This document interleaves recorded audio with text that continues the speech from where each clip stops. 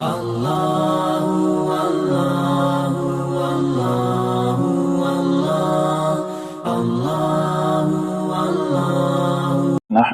ونصلی علی رسوله الکریم۔ رسول اللہ صلی اللہ علیہ وسلم کی سیرت کا تیسرا حصہ ہے اور اس کو مدنی دور کہتے ہیں، اور اس کی کل مدت ہے 10 سال، اور مدینہ منورہ میں رسول اللہ صلی اللہ علیہ وسلم نے اسلامی ریاست کی بنیاد رکھی۔ اسلامی ملک کا نقشہ کیا ہوگا، یہاں رسول اللہ صلی اللہ علیہ وسلم نے دنیا کے سامنے ایک نمونہ پیش کیا۔ اس مدنی دور میں مختلف باتیں ہیں، اس پر ہم بات کرتے ہیں۔ مدنی دور کے 10 سال میں کیا واقعات پیش آئے، ہر سال کو ہم الگ لیتے ہیں۔ اب ہم بات کرتے ہیں غزوہ بدر پر۔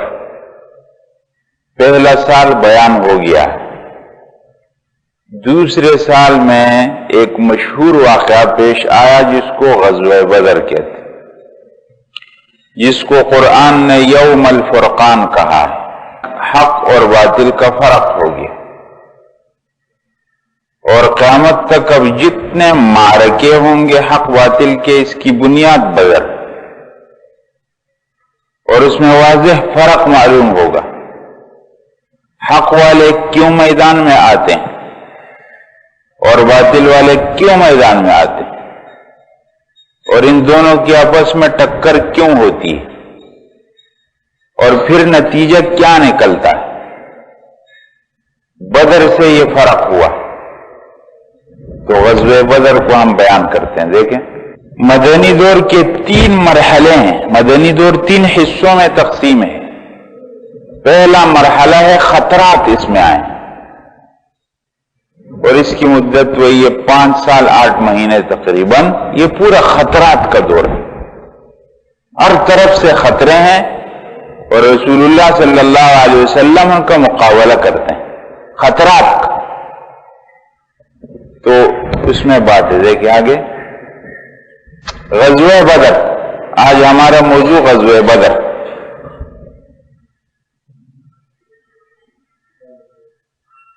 غزوہ بدر میں کیا باتیں ہیں، دیکھیں آگے 4 باتیں ہیں غزوہ بدر میں۔ معرکے سے پہلے، پھر معرکے کے اندر، پھر معرکے کے بعد، اور پھر غزوہ بدر سے کیا نتائج نکلتے ہیں۔ یہ 4 باتیں ہیں غزوہ بدر سے متعلق، اور آج ہم صرف اس پر بات کریں گے، معرکہ سے پہلے کیا ہوا۔ دیکھیں، آپ کو یہ بات معلوم ہے کہ پہلے سال میں ایک غزوہ ذات العشیرہ اس کو کہتے ہیں، غزوۃ العشیرہ پیش آیا تھا۔ ابو سفیان کا قافلہ تجارتی مکہ مکرمہ سے شام کو گیا تھا، اور اس میں مکہ مکرمہ کے لوگوں نے اپنا مال ڈالا تھا، اور رسول اللہ صلی اللہ علیہ وسلم اس کا راستہ روکنے گئے تھے۔ اور کیوں ساری تفصیلات بیان ہوئی ہیں کہ دیکھو، مسلمان لوگ ایک مرتبہ مجبور ہو کر حبشہ گئے، اور پھر مجبور ہو کر اپنے گھروں کو چھوڑ کر مدینہ آ گئے، لیکن اب تک کافروں کا پیچھا نہیں چھوڑتے، اور مدینہ میں آ کر کے دھمکیاں دے رہے ہیں۔ تو رسول اللہ صلی اللہ علیہ وسلم نے اس کا توڑ نکالا، اور مکہ سے شام کو ایک تجارتی راستہ جاتا تھا، اور اس راستے کے بیچ میں مدینہ آتا تھا۔ رسول اللہ صلی اللہ علیہ وسلم نے اس راستے کو اپنی نگرانی میں لیا، اس راستے پر اپنے دستے بھیجنے شروع کیے، اور اس راستے پر جتنے قبیلے آباد تھے ان سے اپنے معاہدے کر لیے۔ جب یہ ہو گیا تو کافر لوگ کچھ سوچنے پر مجبور، ورنہ تو کھل کر بدماشی کر رہے تھے، اب کچھ سوچنے پر مجبور ہو۔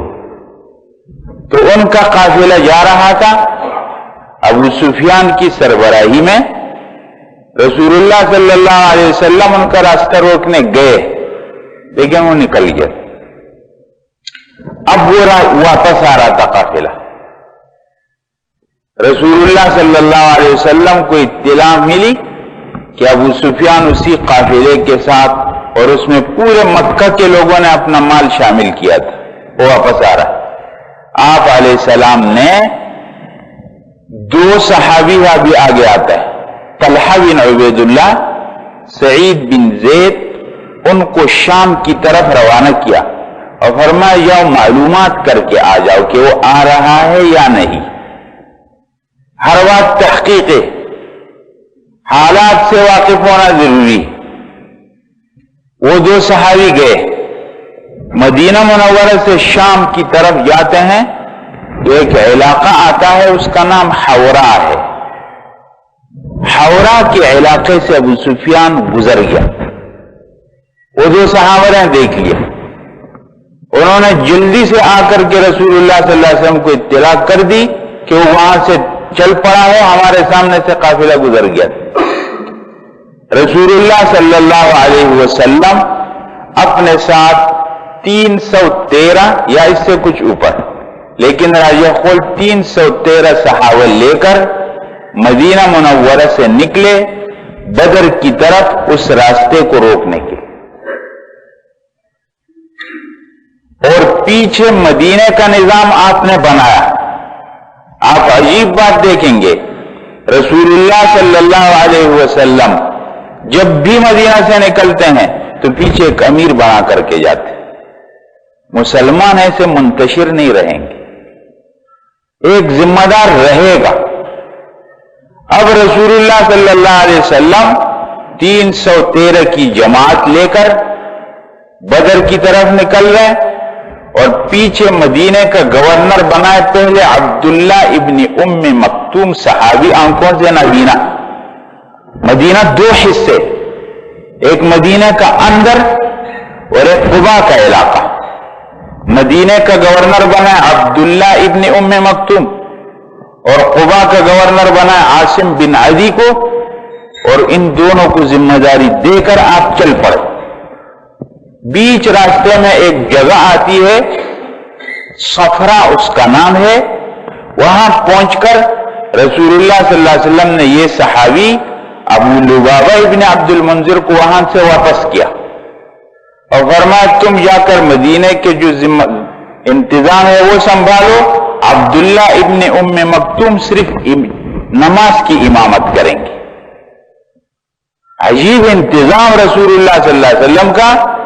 ابو لبابہ ابن عبد المنذر کو راستے سے واپس کیا، فرمایا تم جاؤ انتظام سنبھالو، عبداللہ ابن مکتوم کا بوجھ کم کرو، ان کو نمازوں کی ذمہ داری حوالہ کرو. تو ابو لبابہ ابن عبد المنذر واپس ہو گئے. تو اب مدینے کا نظام یہ بنا ہے، مدینے کا گورنر اندر ابو لبابہ ابن عبد المنذر اور قبا کا گورنر عاصم بن عدی، اور مسجد نبوی کا امام رسول اللہ صلی اللہ علیہ وسلم نے اپنی جگہ میں عبداللہ ابن ام مکتوم کو بنایا. یہاں ایک بات معلوم ہوتی ہے کہ کیا نابینا آدمی امام بن سکتا ہے یا نہیں. بعض لوگوں کو اس پر شبہ ہوتا ہے کہ نابینا کی امامت ٹھیک نہیں ہے. اگر نابینا آدمی اپنی صفائی پاکی کا انتظام کرتا ہے اور اس کے ساتھ لوگ ہیں تو کوئی بھی حرج نہیں. یہاں رسول اللہ صلی اللہ علیہ وسلم نے اپنی جگہ میں جن کو امام بنا عبداللہ ابن ام مکتوم، یہ نابینا تھے. عبس وتولی ان جاءہ الاعمی، وہ اعمی یہ صحابی ہے، عبداللہ ابن ام مکتوم تھے. بہرحال مدینے کا یہ نظام بنا کر رسول اللہ صلی اللہ علیہ وسلم روانہ ہو گئے 313 کی جماعت لے کر. دیکھیں آگے. اب معرکے سے پہلے کی بات، لشکر اسلام اور لشکر کفر کی تعداد کیا تھی اس پر بات آتی. پھر لشکر اسلام کی ترتیب کیا بنی. ایسا نہیں کہ جماعت جاری ہے منتشر. رسول اللہ صلی اللہ علیہ وسلم ان کو پھر حصوں میں تقسیم کرتے ہیں. تم دائیں طرف رہو، یہ دستہ بائیں طرف رہے گا، یہ راستہ یہ آگے آگے جائے گا، یہ دستہ پیچھے پیچھے جائے گا، اور یہ دستہ بیچ میں رہے گا. تقسیم کرتے ہیں، منظم نظام ہے. اور تیسری بات ہوگی کہ مدینہ منورہ سے بدر کی طرف جو راستہ ہے وہ راستہ کیا تھا، اور مکہ مکرمہ سے بدر کی طرف جو راستہ ہے وہ کیا تھا. یہ چار باتیں ہم بیان کرتے ہیں. دیکھیں آگے، لشکر اسلام اور لشکر کفر. اسلامی لشکر کی تعداد 313، اس میں 82 مہاجرین اور 231 انصار، یہ جماعت بنی ہے. 82 مہاجرین، 231 انصار، اور کفار کی تعداد شروع میں 1300 تھی. بیچ راستے میں بنو زہرہ ایک قبیلہ ہے، ان کا ایک بات پر اختلاف ہو گیا ان سے، تو 300 کی تعداد میں واپس ہو گئے، تو ان کافروں کی تعداد 1000 رہ گئی. اب آپ دیکھیں حق باطل کا فرق، کافروں کی تعداد 1000، یہ 300، مانا 2 حصہ وہ زیادہ. وہ میدان میں جا رہے. دیکھیں آگے، اسلامی لشکر کی ترتیب. جب لشکر چلتا ہے تو اس کے 5 حصے کیے جاتے ہیں. ایک مقدمہ ہوتا ہے، ایک مؤخرہ ہوتا ہے، ایک میمنہ ہوتا ہے، ایک میسرہ ہوتا ہے، اور ایک قلب ہوتا ہے. ہر دستے کا اپنا امیر اور عمومی چیف کمانڈر وہ قلب کے حصے میں ہوتا ہے. رسول اللہ صلی اللہ علیہ وسلم نے اس لشکر میں طلحہ بن عبید اللہ، سعید بن زید، یہ مقدمہ تھا. آپ نے ان کو پہلے روانہ کیا، ابھی لشکر نہیں چل پڑا تھا. ان 2 کو آپ نے روانہ کر دیے شام کی طرف کہ جاؤ حالات معلوم کرو. یہ حورا کے مقام پر یہ 2 حضرات گئے تھے. اور جب لشکر چلا ہے تو رسول اللہ صلی اللہ علیہ وسلم نے ایک دستہ بنایا دائیں طرف، یہ دائیں دائیں چلے گا، وہ بائیں بائیں چلے گا، اور یہ قلب میں چلے گا، اور یہ پیچھے پیچھے چلے گا. اس میمنہ دستے کا ذمہ دار امیر کمانڈر زبیر ابن عوام رضی اللہ عنہ، اور یہ میسرہ کا ذمہ دار امیر مقداد بن عمر.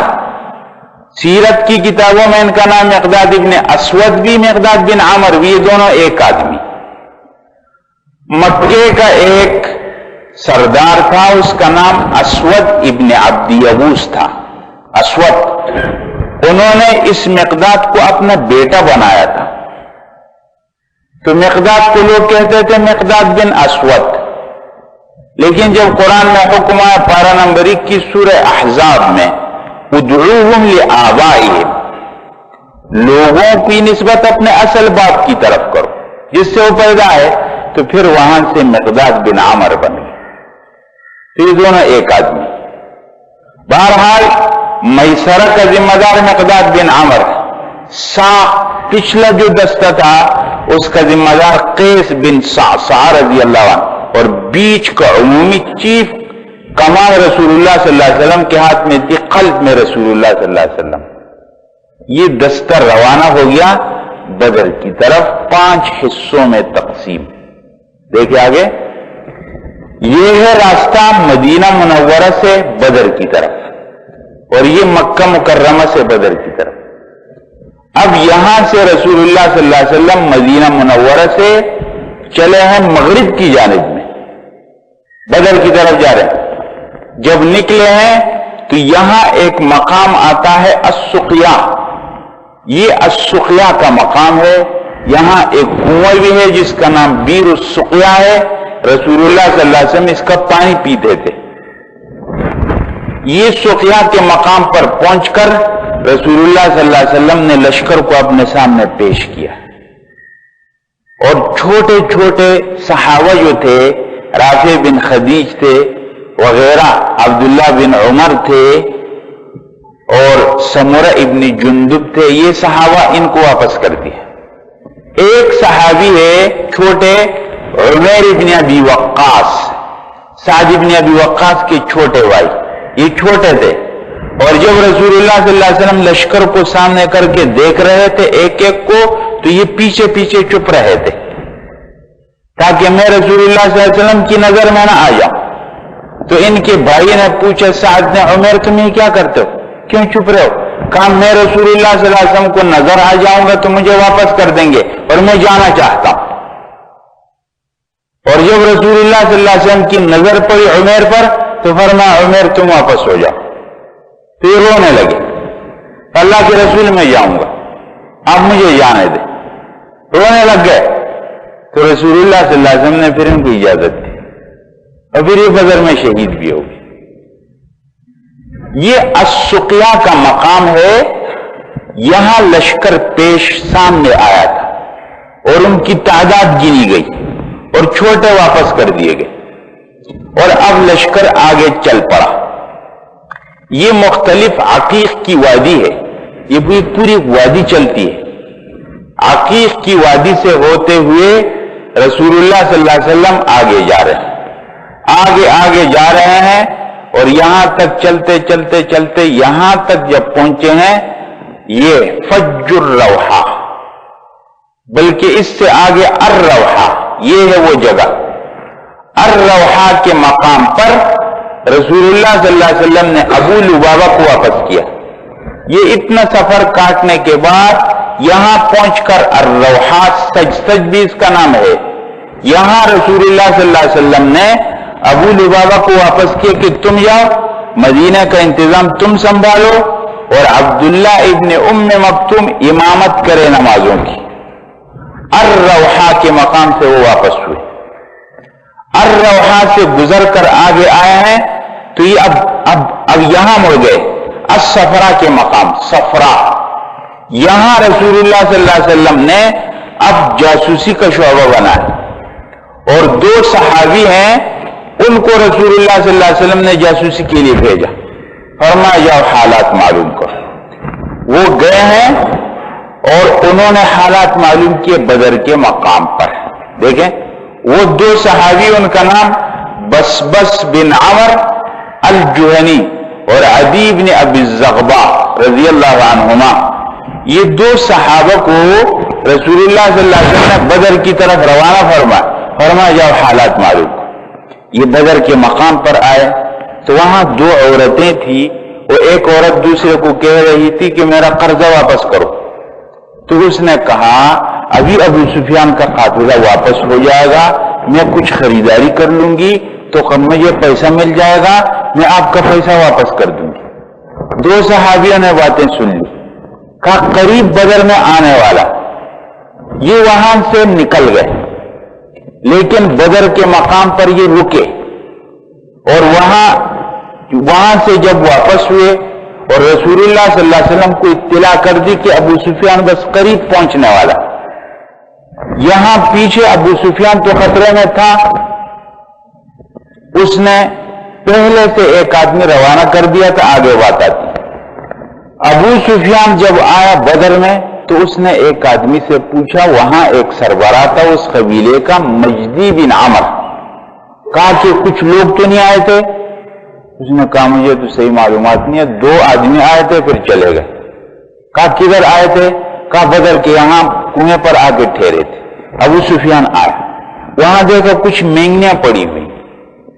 ابو سفیان نے ایک مینگنی توڑی تو اس میں کھجور کی گٹلی تھی. وہ سمجھ گیا, کہا محمد صلی اللہ علیہ وسلم اپنے صحابہ کے ساتھ آ چکا ہے. وہاں سے اس نے راستہ واپس گیا اور اس نے مکہ مکرمہ ایک تیز آدمی روانہ کیا, زمزم بن عمر, اور اس کو کہا کہ مکہ میں اعلان کر دو, آواز پہنچا دو کہ ابو سفیان کی مدد کو پہنچو, وہ گھیرے میں آ گیا. تو وہ پھر آگے گیا. تو یہ 2 صحابی رسول اللہ صلی اللہ علیہ وسلم نے بھیجے. اب زمزم بن عمر غفاری دوڑتا ہوا مکہ مکرمہ میں پہنچا اور اپنی قمیص اس نے پھاڑ دی ہے اور اپنی اونٹنی کا یہ ناک کاٹ دی ہے, یہ نہایت خطرے کی نشانی. اور وہاں اس نے کھڑے ہو کر یہ اعلان کیا مکے کی وادی میں پہنچ کر, یا معشر قریش اللطیمہ اللطیمہ اموالکم مع ابی سفیان قد عرض لها محمد فی اصحابه لا ارى ان تدرکوها الغوث الغوث. اے قریش کی جماعت, تمہارا قافلہ محمد صلی اللہ علیہ وسلم ان کے راستے میں آ چکا ہے, مجھے امید نہیں ہے کہ تم ان کی مدد کو پہنچ سکو, لیکن مدد کے لیے پہنچ جاؤ. یہ آواز مکے میں سنی گئی اور مکہ میں کوہرام مچ گیا، اس لیے کہ اس قبیلے اور قافلے کے اندر سب کا مال تھا۔ اب سب لوگ جمع ہو گئے اور ہر ایک نے یا اس میں جانے والا تھا اما ذاہب و اما باعث، یا خود جانے والا تھا یا اپنی جگہ کسی اور کو بھیجنے والا تھا۔ اور ابو جہل کی سربراہی میں 1300 کا لشکر نکلا، تو وہ آیا تھا ادھر۔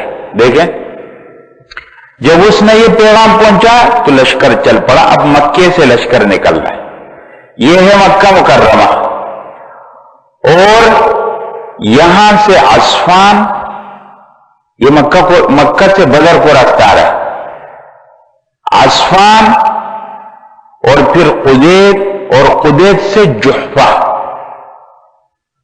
مقام، یہاں لشکر پہنچ گیا کہ ابو سفیان کا پھر نیا پیغام آیا، اور ابو سفیان نے کہا کہ میں راستہ بدل کر نکل چکا ہوں، تم واپس ہو جاؤ، اب ضرورت نہیں۔ لیکن ابو جہل نے کہا کہ نہیں، ہم تو جائیں گے، ہم بدر میں کچھ راتیں گزاریں گے، وہاں ہم اونٹ ذبح کریں گے، وہاں ہم گانے گائیں گے، وہاں ہم شراب پیئیں گے، اور پوری عرب دنیا کو ہم اپنا زور بتائیں گے، اور ہم عرب دنیا پر اپنی قوت داغ بٹھائیں گے۔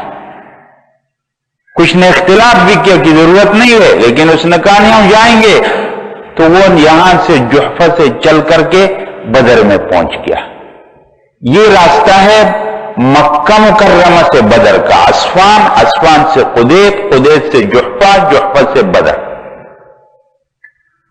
اب یہاں یہ بدر میں ابھی پہنچے، رسول اللہ صلی اللہ علیہ وسلم کو ابھی تک نہیں اطلاع ہے، وہ تو سمجھ رہے ہم قافلے کا راستہ روکنے جا رہے ہیں، اور یہاں حالات بدل گئے، قافلہ نکل چکا اور لشکر آ چکا۔ رسول اللہ صلی اللہ علیہ وسلم یہ دیکھیں زفران کے مقام پر تھے، دیکھیں یہ زفران کے مقام پر تھے رسول اللہ صلی اللہ علیہ وسلم کہ آپ کو اطلاع مل گئی کہ اب ابو جہل 1000 آدمیوں کا لشکر لے کر کے آ رہا ہے۔ یہاں رسول اللہ صلی اللہ علیہ وسلم نے اپنے صحابہ سے مشورہ کیا ہے کہ اب کیا کرنا ہے، ہم لوگ تو لڑنے کی نیت سے تو نہیں آئے تھے، اس لیے 2 گھوڑے اور 70 اونٹ ہیں، اور ایک اونٹ پر 3 آدمی باری باری سے سوار ہوتے ہیں، اور 2 گھوڑے صرف۔ اب کیا کرنا ہے؟ رسول اللہ صلی اللہ علیہ وسلم مشورہ کرتے ہیں، آپ لوگ ذہنی طور پر جنگ کے لیے تیار ہیں، ہم تو جنگ کے لیے نہیں آئے تھے، اب آپ مشورہ کرتے ہیں۔ مشورہ کیے زفران کے مقام پر، تو حضرت ابوبکر کھڑے ہو گئے، کہا اللہ کے رسول آپ کی مرضی، ہم قافلے کے لیے بھی آپ کے حکم پر آئے تھے، جیش کے مقابلے میں، لشکر کے مقابلے میں بھی آپ کے حکم پر جائیں گے۔ حضرت عمر کھڑے ہو گئے، انہوں نے بھی کہا اللہ کے رسول آپ بالکل پرواہ نہ کریں، جہاں آپ کا حکم ہوگا ہم جائیں گے۔ پھر تیسرے نمبر پر وہی مقداد کھڑے ہوئے، اور ان کی وہ مشہور تقریر ہے جو انہوں نے کی ہے۔ دیکھیں حضرت مقداد تقریر کرتے ہیں، یا رسول اللہ انزل ما اراک اللہ، آپ جو مناسب سمجھتے ہیں آپ وہ کریں، فنحن معک، ہم آپ کے ساتھ، واللہ لا نقول لک کما قالت بنو اسرائیل لموسیٰ، ہم آپ کو وہ نہیں کہیں گے جو بنی اسرائیل نے کہا تھا، کس کو؟ موسیٰ علیہ السلام کو کہا تھا اذهب انت وربک فقاتلا انا هاهنا قاعدون، کہ آپ جائیں، آپ کا رب جائیں، ہم تو یہاں بیٹھے ہوئے، ہم آپ کو یہ نہیں کہیں گے، ولکن اذهب انت وربک فقاتلا انا معکما مقاتلون، آپ جائیں، آپ کا رب بھی، ہم آپ کے ساتھ۔ فوالذی بعثک بالحق لو سرت بنا الى برق الغمات لجادلنا معك من دون حتى تبلغ، قسم اس ذات کی جس نے آپ کو حق دے کر بھیجا، اگر آپ فرمائیں گے کہ برق الغمات تک جانا ہے، برق الغمات یا یمن میں جگہ ہے یا حبشہ میں جگہ ہے، عرب میں دور کو بیان کرنے کے لیے برق الغمات بیان کرتے ہیں، جس طرح ہم لوگ کہتے ہیں کوہ قاف سے آیا، کالا پانی سے آیا، دور کو بیان کرتے ہیں کوہ قاف، کالا پانی۔ عرب لوگ جب دور کو بیان کرتے ہیں تو برق الغمات کہتے ہیں، برق الغمات۔ کہ اللہ کے رسول یہ تو بدر میں جانا ہے لشکر کے مقابلے میں، آپ کہیں گے برق الغماد تک جانا ہے تو ہم آپ کے ساتھ جائیں گے اور آپ جائیں، بالکل پرواہ نہ کریں۔ رسول اللہ صلی اللہ علیہ وسلم بہت خوش ہوئے، بہت حوصلہ ملا آپ، لیکن آپ علیہ السلام پھر فرما رہے تھے اشیرو، مشورہ دے دو، مشورہ دے دو، کیونکہ یہ سب تقریریں اب تک مہاجرین نے کی ہیں، انصار میں ابھی تک کسی نے بات نہیں کی ہے، اور رسول اللہ صلی اللہ علیہ وسلم کا ان سے معاہدہ جو تھا، جب مینا کے اندر معاہدہ ہوا تھا، اس میں صرف یہ بات تھی کہ اگر آپ پر حملہ ہوا تو ہم آپ کا دفاع کریں گے۔ اس معاہدے میں یہ بات نہیں تھی کہ آپ باہر کسی کے مقابلے میں جائیں گے تو ہم آپ کے ساتھ ہوں گے، یہ بات نہیں تھی اس معاہدے میں۔ اس لیے رسول اللہ صلی اللہ علیہ وسلم فرماتے ہیں مشورہ دو اور مشورہ اور مشورہ۔ سمجھ گئے؟ انصار میں بہت بڑے درجے کے آدمی ہے سعد بن معاذ رضی اللہ عنہ، سمجھ گئے کہ اللہ کے رسول آپ کا اشارہ ہماری طرف ہے، آپ ہماری رائے معلوم کرنا چاہتے ہیں تو سنیں، سعد بن معاذ کی تقریر سنیں۔ قد آمنا بک، ہم آپ پر ایمان لائے، فصدقنا، ہم نے آپ کو سچا کہا، وشہدنا ان ما جئت به هو الحق، اور ہم گواہی دیتے ہیں کہ آپ جو کچھ لائے ہیں وہ حق ہے، واعطیناک علی ذلک عہودنا ومواثیقنا علی السمع والطاعہ، ہم آپ کے ساتھ وعدہ کر چکے ہیں کہ ہم آپ کا ہر حکم مانیں گے، آپ کی ہر بات سنیں گے۔ فامض یا رسول اللہ لما اردت، آپ جو ارادہ کرتے ہیں آپ کریں۔ فوالذی بعثک بالحق لو استعرضت بنا هذا البحر، اگر آپ کہیں کہ اس دریا کے اندر کودنا ہے تو ہم کود جائیں گے اس کے اندر۔ لخذناه معک فخذته لخذناه معک ما تخلف منا رجل واحد وما انکره ان تلقى بنا عدوا غدا انا لصبر في الحرب، کہ اللہ کے رسول ہم کو کوئی اعتراض نہیں، کل آپ جائیں، آپ ہم کو دیکھیں گے کہ ہم دشمن کے مقابلے میں ڈٹنے والے۔ یہ بات انصار کی طرف سے سعد بن معاذ نے کہی، رسول اللہ صلی اللہ علیہ وسلم کا چہرہ خوشی سے کھل اٹھا اور آپ نے فرمایا سیروا علی برکت اللہ، چل پڑو اللہ کے نام پر، اور بدر کی طرف پھر یہ چلے۔ دیکھیں اب مسلمانوں کا لشکر زفران پر یہ تقریریں ہو گئی، مشورہ ہو گیا، اب بدر کی طرف آ رہے، مسلمان لوگ بدر میں آ گئے۔ بدر میں جیسے ہی پہنچے اب پھر جاسوسی نہیں، حالات معلوم کرنے، اب رسول اللہ صلی اللہ علیہ وسلم اور حضرت ابوبکر معلومات کرنے جا رہے، خود رسول اللہ صلی اللہ علیہ وسلم اور حضرت ابوبکر حالات معلومات کرنے جا رہے۔ دیکھیں رسول اللہ صلی اللہ علیہ وسلم ابوبکر صدیق گئے، بدر کے قریب گئے، وہاں ایک بوڑھا کھڑا تھا، فرمایا کہ یہاں کفار کا اور محمد صلی اللہ علیہ وسلم کا لشکر تو نہیں آیا، دونوں کو ملا ہے تاکہ اس کو اندازہ نہ ہو جائے، کہ یہاں لشکر تو نہیں آیا، محمد صلی اللہ علیہ وسلم کے صحابہ اور کفار قریش۔ تو اس نے کہا آپ کون ہیں؟ کہا آپ پہلے بتائیں پھر میں بتاؤں گا کہ میں کون۔ تو اس نے کہا آپ بتائیں گے پھر؟ اس نے کہا ہاں۔ رسول اللہ صلی اللہ علیہ وسلم نے فرمایا ہاں۔ تو اس نے کہا میں نے یہ سنا ہے کہ کافروں کا لشکر فلانی تاریخ کو مکہ سے چل پڑا ہے، اگر یہ بات ٹھیک ہے تو وہ اس فلانی جگہ پر ہوں گے، ٹھیک وہ جگہ بتائی، اور محمد صلی اللہ علیہ وسلم اپنے صحابہ کے ساتھ فلانی تاریخ کو مدینہ سے چلا ہے، اگر یہ بات ٹھیک ہے تو فلانی جگہ پر، ٹھیک وہ جگہ بتائی۔ اور اب کہا کہ اب آپ بتائیں کہ آپ کون ہیں؟ تو رسول اللہ صلی اللہ علیہ وسلم فرماتے نحن مما، ہم پانی سے، اور نکل گئے۔ اور وہ سوچتا رہا کہ کون سا من ای الماء، مما العراق، کون سے عراق، کون سا پانی ہے؟ اور رسول اللہ صلی اللہ علیہ وسلم یہ معلومات کر کے نکل گئے، واپس آئے، اور پھر آپ نے ایک دستہ ترتیب دیا اور ان کی قیادت ان تین صحابہ کو حوالہ کی، علی بن ابی طالب، زبیر بن عوام، سعد بن ابی وقاص، اور ان کو پھر بدر روانہ کیا، فرمایا جاؤ تازہ معلومات کر کے لا۔ اب یہ گئے بدر کے کنویں پر پہنچے تو وہاں دو آدمی قریش کے لشکر کے لیے پانی بھرنے والے آئے، ان دونوں کو پکڑ کر لائے۔ رسول اللہ صلی اللہ علیہ وسلم نماز پڑھ رہے تھے، جب ان دونوں کو لائے ان سے پوچھا بتاؤ کہاں ہے لشکر، کتنا ہے، بتاؤ ٹھیک معلومات بتاؤ، تم کون ہو؟ انہوں نے کہا ہم تو پانی پلانے والے لوگ ہیں، ہم تو لشکر کا حصہ نہیں۔ تو صحابہ نے ان کو کچھ مارا، کہا ٹھیک بات بتاؤ، تو انہوں نے کہا ہاں ہم قریش کے لوگ ہیں، تو انہوں نے چھوڑ دیا۔ رسول اللہ صلی اللہ علیہ وسلم نے سلام پھیرا، نماز ختم کی، فرمایا جب انہوں نے سچ بتایا تو آپ نے مارا، اور جب انہوں نے جھوٹ بتایا تو آپ نے چھوڑ دیا۔ پھر فرمایا بتاؤ کہاں پر ہے ان کا لشکر؟ تو اس نے کہا اس ٹیلے کے پیچھے۔ کہا ان کی کتنی تعداد ہے؟ کہا تعداد کا مجھے اندازہ نہیں۔ فرمایا ان کے لیے روزانہ کتنے اونٹ ذبح ہوتے ہیں؟ رسول اللہ صلی اللہ علیہ وسلم کی باتیں، کتنے اونٹ ذبح ہوتے ہیں؟ کہا کہ 9-10۔ رسول اللہ صلی اللہ علیہ وسلم نے فرمایا کہ 900 اور 1000 کے بیچ میں ان کی تعداد ہے۔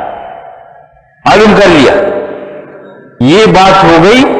اور اب بدر کا میدان آتا، دیکھ آگے اگر آپ یہ دیکھیں، یہ معرکہ کے بیچ میں ہم آئیں گے، لیکن یہ ہے بدر کا میدان۔ اس کے جنوب میں مکہ ہے، اس کے شمال ہے، شمال پورا نہیں، شمال اور مشرق کے بیچ میں مدینہ ہے، اور اس کے بالکل شمال میں شام آتا ہے۔ اب ابو سفیان کا قافلہ یہ بدر سے 3 راستے جاتے ہیں، یہ مدینہ سے راستہ آ رہا مکہ کو، یہ شام سے راستہ آ رہا، اور یہ بدر ہے، یہ بدر سے 3 راستے جاتے ہیں۔ اب ابو سفیان شام کے اس راستے سے یوں آیا بدر میں، یہ دیکھ رہے ہیں بدر کے کنویں کے پاس وہ آیا، اور اس نے معلومات کر لی، اور پھر راستہ بدل کر چلا گیا۔ اور یہ درمیان میں بہت بڑا پہاڑ ہے، یہ بحیرہ قلزم ہے، اس نے دریا کا راستہ لیتے ہوئے یہاں سے بدر کو چھوڑ دیا، اور یہاں سے ہوتا ہوا مکہ واپس پہنچ گیا۔ راستہ اس نے بدل دیا، بدر کو چھوڑا، اپنے بائیں طرف، اور دریا کے کنارے وہ نکل گیا رسول اللہ۔ اور یہاں یہ مکہ کے لوگ آ گئے، یہ قرآن میں العدوۃ القصویٰ ہے، اذ انتم بالعدوۃ الدنیا وهم بالعدوۃ القصویٰ والركب اسفل منکم، والركب اسفل منکم، جب تم دور کے کنارے پر تھے، مسلمان لوگ اس کنارے پر تھے۔ یہ بدر کے یہاں ایک ٹیلا ہے مٹی کا، اس کو العدوۃ الدنیا، اور مکہ کی جانب جو ٹیلا ہے اس کو العدوۃ القصویٰ، اور بیچ میں بہت بڑا پہاڑ ہے جبل اسفل۔ تو مسلمان لوگ ادھر آئے، کافر لوگ اس کے پیچھے ٹھہرے، اور پھر یہاں سے اندر آ گئے، اور مسلمان لوگ مدینہ سے ادھر آئے، اور یہاں سے آ کر کے یہ العدوۃ الدنیا میں ٹھہرے، پھر یہاں سے آگے نکل کر آئے ہیں۔ اب بدر کا معرکہ ہے اور بدر کا میدان ہے، اس میں پھر کیا تفصیلات ہے وہ انشاءاللہ پھر بیان کریں گے۔